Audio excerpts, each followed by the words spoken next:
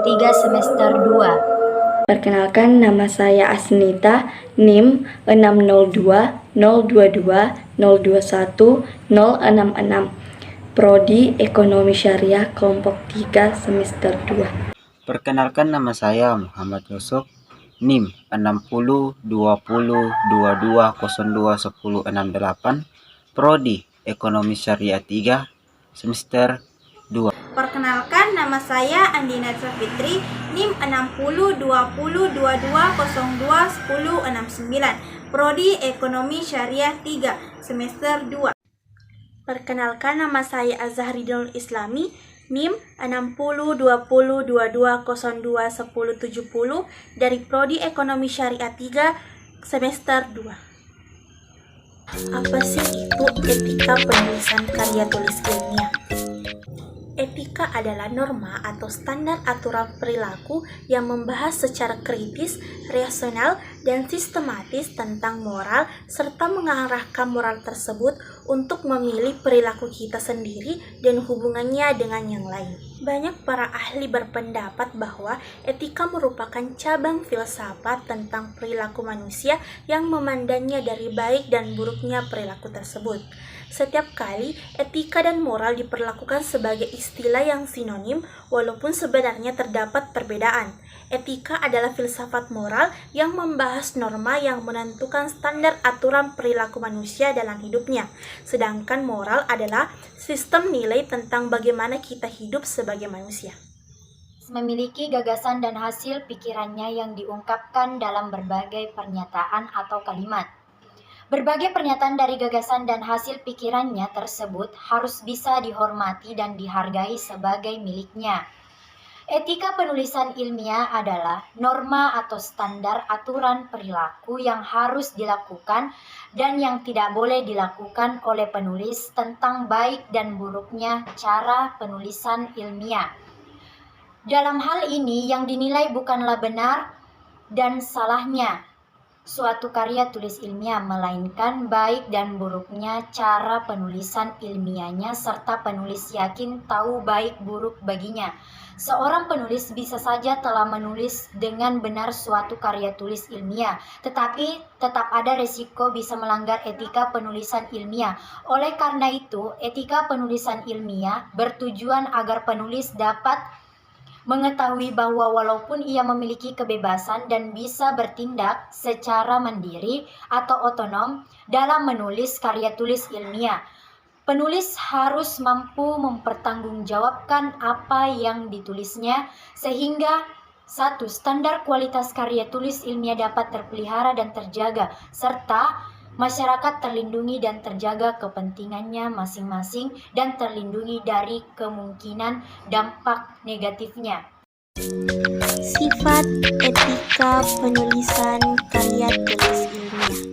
Selanjutnya yaitu bagian B, sifat etika penulisan ilmiah.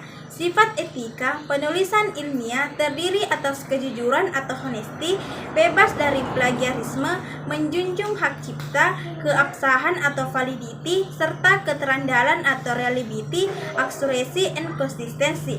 Sifat berikutnya adalah bebas dari plagiarisme. Penyusunan karya tulis ilmiah harus bebas dari plagiarisme, yaitu penggunaan suatu gagasan, hasil, pernyataan, ataupun kalimat orang lain yang diakui sebagai karya tulisnya tanpa menyebutkan sumbernya. Pencantuman sumber itu sangat penting guna memberikan penghargaan kepada penulisnya berupa pengakuan semestinya atas tulisan tersebut. Pengakuan tersebut dapat dengan menyebutkan sumber kutipannya seperti nama penulis, tahun terbit, dan halaman yang dikutip. Suatu pengertian plagiat yang dapat diacu sebagai berikut. Perbuatan secara sengaja atau tidak sengaja dalam memperoleh atau mencoba memperoleh kredit untuk suatu nilai karya ilmiah dengan mengutip sebagian atau seluruh karya atau karya ilmiah orang lain tanpa menyatakan sumber secara tepat dan memadai. Permendiknas nomor 17 tahun 2010 pasal 1. Baik, saya akan melanjutkan materi selanjutnya, yang dimana kita beralih ke poin yang kedua, yaitu kejujuran atau honesty, yang dimana kejujuran ini merupakan sifat dan syarat dasar yang harus dimiliki oleh penulis. Penulis yang mengungkapkan hasil dari suatu metode ilmiah atau aplikasi ilmiah harus bebas dari berbagai pengaruh dan tekanan manapun. Kemudian penulis ini dituntut untuk mengungkapkan apa adanya secara baik agar tidak menyimpan dari kaidah yang sudah baku sehingga tulisannya dapat lebih mudah dan dapat dipertanggungjawabkan. Kemudian poin yang ketiga, yaitu menjunjung hak cipta, yang dimana hak cipta ini berkaitan erat dengan hak atas keaslian hasil temuan ilmu dan pengetahuan. Maka dari itu, hak cipta adalah hak penemu atas keaslian hasil temuannya dalam ilmu dan pengetahuan serta hak untuk mengumumkan atau memperbanyak hasil temuannya. Seperti yang dijelaskan dalam Undang-Undang Republik Indonesia Nomor 19 Tahun 2002 tentang hak cipta, yang dimana berbunyi hak cipta adalah hak ekseklusif bagi pencipta atau penerima hak untuk mengumumkan atau memperbanyak ciptaannya ataupun memberi izin untuk itu dengan tidak mengurangi pembatasan-pembatasan menurut peraturan perundang-undangan yang berlaku. Selanjutnya yang keempat, keabsahan atau validity. Suatu karya tulis ilmiah memiliki sifat keabsahan. Keabsahan terkait dengan konsep atau gagasan yang diungkapkan. Setiap penulis karya tulis ilmiah harus mampu mengungkapkan konsep atau gagasan yang diuraikannya secara baik, bahwa gagasannya adalah sebenar-benar gagasan yang menjadi dasar uraiannya. Dari awal suatu tulisan, penulis harus mampu mengungkapkan gagasan tersebut secara baik. Yang kelima, keterandalan atau reliability. Keterandalan juga merupakan sifat utama dari suatu karya tulis ilmiah. Keterandalan adalah ketepatan dan kemantapan atas materi tulisan. Suatu tulisan harus bisa diungkapkan secara tepat sesuai dengan maknanya, sekaligus harus konsisten setiap uraiannya. Keabsahan memiliki keterkaitan dengan keterandalan. Apabila suatu tulisan adalah absah atau valid, sudah dapat dipastikan bahwa tulisan tersebut juga akan andal. Dan sebaliknya, apabila tulisan tersebut andal, maka tulisan tersebut belum tentu akan absah atau valid.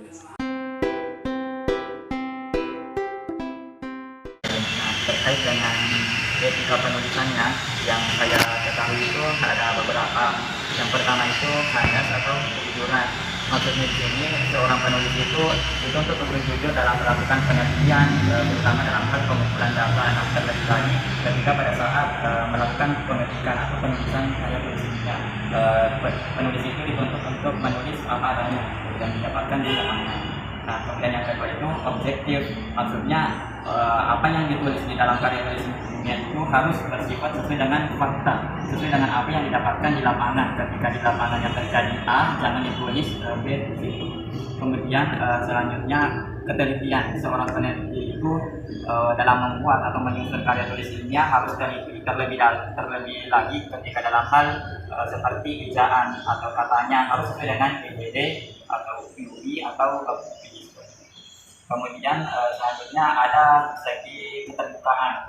Maksudnya dalam menulis itu ketika sudah dipublikasikan, kita berharap karya tulis kita itu bisa bermanfaat dengan orang lain, karena dengan begitu bisa dijadikan rujukan di penelitian selanjutnya. Kemudian yang terakhir ini yang paling melanggar etika dalam penulisan karya tulis ilmiah, yaitu bebas dari plagiarisme. Kita ketahui bahwa sekarang ini banyak sekali mahasiswa yang ketika membuat karya tulis ilmiah seperti makalah itu hanya melakukan copy paste, Ctrl C, Ctrl V. Itu sangat melanggar yang namanya etika penulisan karya tulis. Etika adalah pedoman yang bersifat perilaku atau karakter yang terdapat moral. Kenapa seorang mahasiswa harus beretika, harus bermoral? Karena ketika seorang mahasiswa memiliki moral dan terkhusus untuk penulisan, maka sesuai dengan apa yang menjadi sikap dari mahasiswa atau yang menjadi ciri-ciri mahasiswa itu rasional, terbukti. Dan yang kedua, sebenarnya apa tujuan dari etika penulisan? Tujuan dari etika penulisan itu adalah bagaimana seorang mahasiswa ini melihat atau memiliki pedoman dalam melakukan menciptakan sebuah karya tulis. Karena dengan pedoman yang bisa kita artikan sebagai paradigma atau pandangan, sehingga terdapat batasan-batasan yang mampu yang bisa membuat seorang mahasiswa tidak melewati batas, karena jangan sampai ada yang tidak sesuai dengan yang menjadi ciri dari karya tulis itu. Dan karena ada beberapa hal-hal yang memang telah tidak boleh kita lakukan dalam sebuah penulisan. Jadi ada sifat ketika penulisan karya tulis itu ada beberapa. Yang pertama itu kejujuran. Seorang mahasiswa harus memiliki karakter yang jujur dalam melakukan atau dalam menciptakan sebuah karya tulis ini. Kenapa harus jujur? Karena yang kita akan ciptakan atau karya yang kita akan ciptakan itu akan menjadi sumber informasi atau sumber pengetahuan untuk mahasiswa atau orang-orang yang ada di sekitar kita atau bahkan orang-orang yang di dunia. Mahasiswa harus memiliki sifat yang jujur dalam melakukan sebuah atau menciptakan sebuah karya tulis. Yang kedua itu tulisan harus bersifat objektif, atau rasional. Nah, kenapa sebenarnya harus rasional? Harus nyata, harus memang benar-benar ada. Karena kita lihat bahwa ini akan menjadi sebuah fakta, sebuah informasi yang dapat diterima oleh orang-orang. Jadi yang kedua itu sebenarnya sifat ketiga penulisan itu adalah tidak adanya plagiarisme. Contohnya apa sebenarnya itu plagiarisme? Plagiarisme adalah ketika seorang mahasiswa dalam membuat sebuah tulisan mengambil tulisan orang lain atau mengambil karya orang lain, itu seharusnya tidak boleh ada pada sebuah karya tulis. Boleh kita mengutip, istilahnya mengutip, tidak mengambil. Dikutip dan ditulis bahwa ini adalah karya dari. Dan yang ketiga itu adalah hak cipta. Nah, karya tulis itu memiliki hak cipta. Jadi jika seorang sebuah riset dan menciptakan sebuah karya tulis yang di-share di jurnal, maka itu akan menjadi sebuah hak cipta, memiliki hak cipta bahwa tulisan ini diciptakan oleh. Keempat itu adalah keabsahan. Ketika tulisan keabsahan ini kenapa menjadi sifat dari etika penulisan ilmiah? Karena keabsahan ini bisa menjadi sah atau tidaknya sebuah karya tulis, karena banyak teknis-teknis dalam penulisan. Jadi ketika tulisan kita memiliki keabsahan, maka tulisan kita sah. Dan kelima dan yang terakhir itu adalah keteranggalan atau keteranggalan dari tulisan dari mahasiswa. Ketika kalau sudah memiliki sifat keabsahan, keteranggalan ini sudah mengikut, karena keteranggalan ini bagaimana sikap mahasiswa, bagaimana mahasiswa yang menulis. Dan saya tambahkan bahwa ada sedikit sebenarnya etika dalam publikasi. Kan yang pertama adalah etika dalam penulisan, ini ada etika dalam publikasi ilmiah. Yang pertama itu yang kita tadi sebutkan bahwa publikasi itu tidak boleh adanya plagiarisme, yang pertama. Dan yang kedua itu tidak boleh mengambil karya orang lain dan kita upload, juga boleh saja sendiri, tidak boleh. Dan yang ketiga itu mengambil data tidak sesuai dengan di lapangan.